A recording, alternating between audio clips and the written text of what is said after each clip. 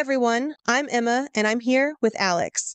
Today we're diving into a really popular book, Atomic Habits by James Clear.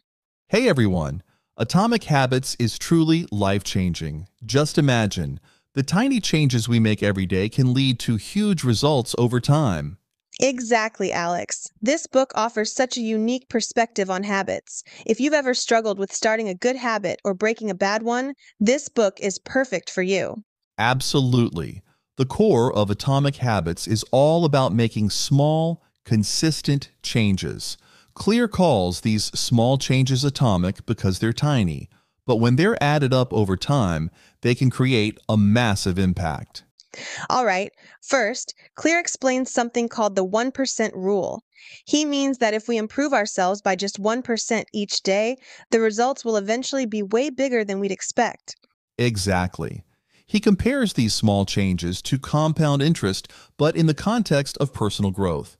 Each day's little improvements add up to something significant over time. Often, we aim for big changes right away, like a drastic diet or working out every day, but Clear suggests starting with small, achievable steps. This approach makes habits easier to sustain. Right. He emphasizes that failure to reach our goals isn't always about motivation. It's about focusing on outcomes instead of the process. Start small and build a system that you can keep up with daily. Clear outlines a framework with 4 laws of behavior change to help us build new habits. The first law is make it obvious. This means creating visual cues to remind us of the habit we want to form. A simple example is if you want to drink more water, keep a water bottle on your desk or somewhere you'll see it often. It acts as a reminder. Exactly. And the second law is make it attractive. This means pairing a new habit with something we already enjoy. For instance, you could listen to your favorite podcast only while working out, which makes you look forward to it more. Yes, Clear calls this temptation bundling. Humans are more motivated by things they find enjoyable, so by combining the new habit with something pleasant, it's easier to stick to it. The third law is make it easy. The idea is to simplify the habit. If you're starting to read, set a goal of reading just 1 page instead of aiming for a whole book every week. Exactly.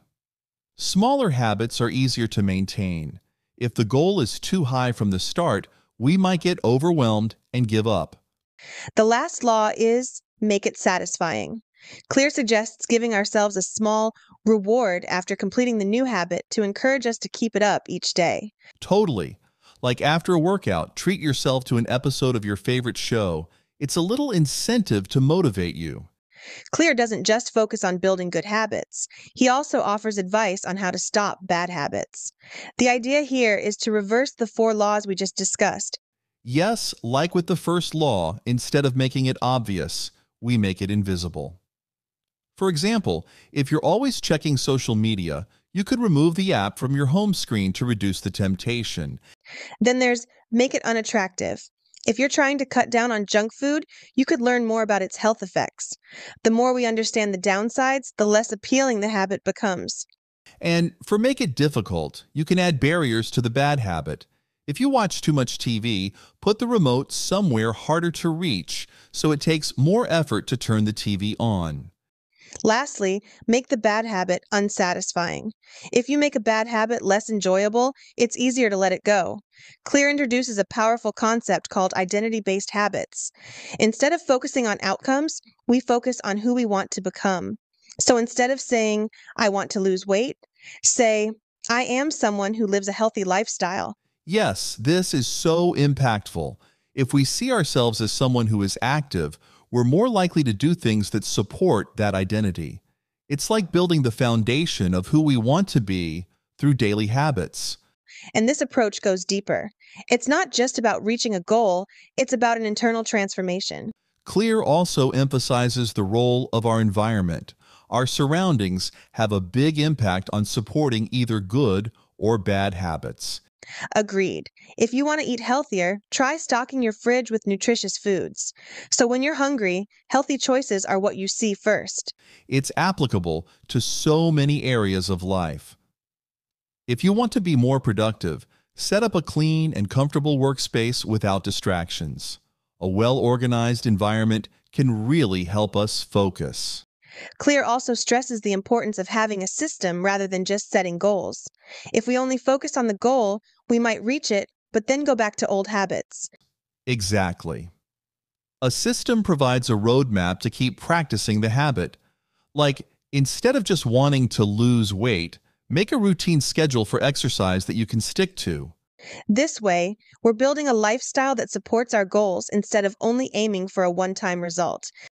Clear also highlights the importance of evaluating our progress, not to criticize, but to recognize our growth and celebrate small wins. Yes, celebrating even small progress boosts our motivation and encourages us to keep going. I agree. Sometimes we forget to acknowledge our efforts, but those little celebrations are crucial for consistency. That wraps up our discussion on Atomic Habits by James Clear. We hope this inspires you to make small changes that lead to big results. Absolutely. We hope you're motivated to become the best version of yourself, one small step at a time. See you in the next episode.